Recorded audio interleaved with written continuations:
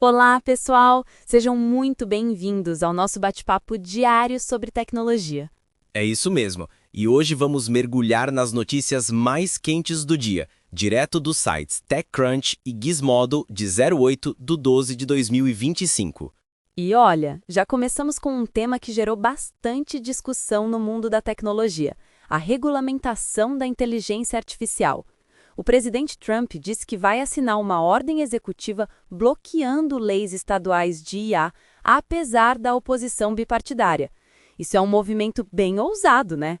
Ele argumenta que ter 50 regras diferentes em cada estado vai sufocar a inovação e prejudicar a liderança dos Estados Unidos contra a China. Exatamente. E o que chama atenção aqui é a força que ele quer dar para essa regra única. Ele defende que é preciso um único livro de regras para manter a liderança em IA. Isso vem logo depois que o Congresso não conseguiu aprovar uma proposta parecida, o que mostra que a discussão está longe de acabar.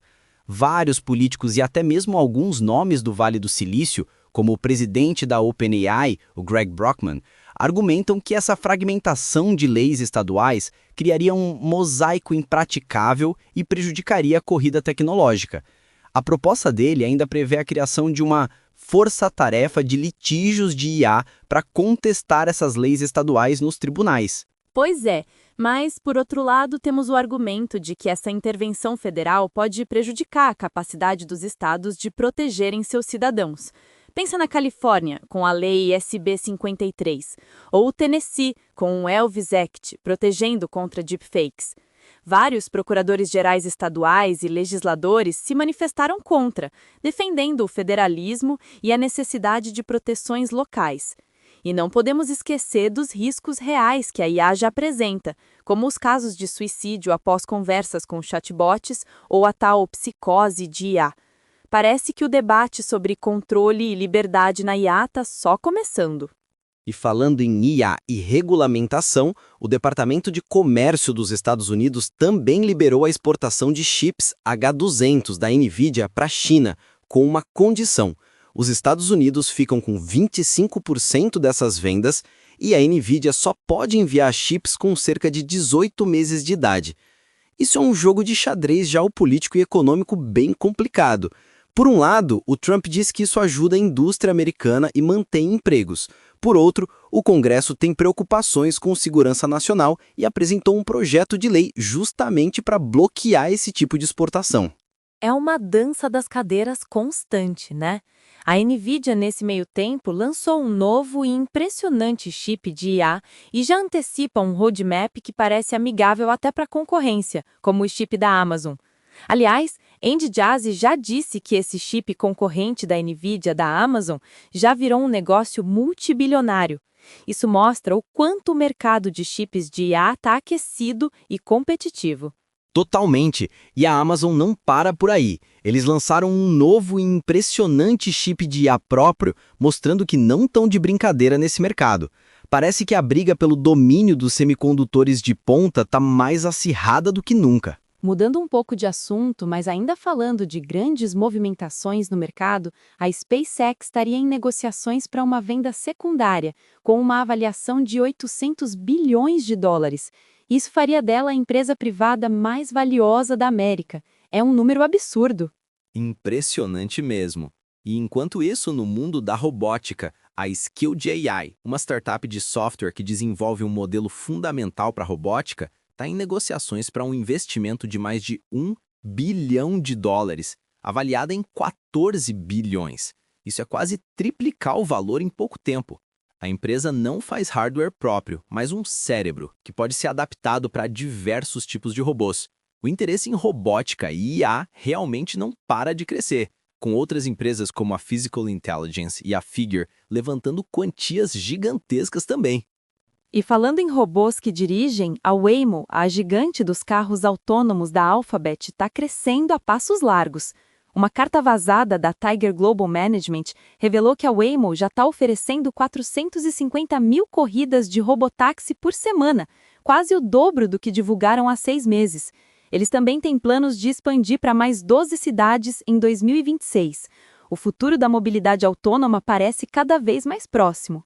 E a própria Tiger Global, que é uma grande investidora nesse espaço, está planejando um futuro mais cauteloso em Venture Capital. Eles estão levantando um novo fundo de 2,2 bilhões de dólares, o PIP17, mas já prometem uma abordagem mais direcionada do que no passado. Eles reconhecem que o mercado de AI está com avaliações elevadas e pode ter uma bolha, então a ideia é ser mais seletivo, apesar de ainda focar em AI. Essa cautela mostra que o mercado está amadurecendo, mesmo com todo esse investimento. E por falar em dados e infraestrutura, a IBM está comprando a Confluent por 11 bilhões de dólares em dinheiro.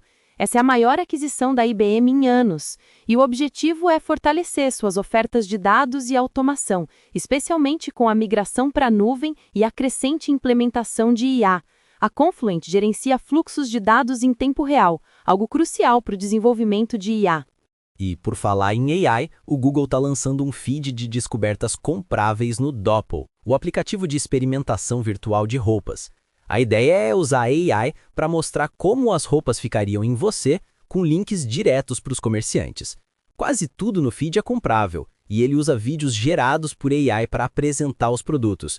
Isso é uma clara resposta ao sucesso de plataformas como TikTok e Instagram, onde o modelo de descoberta visual e compra rápida está dominando.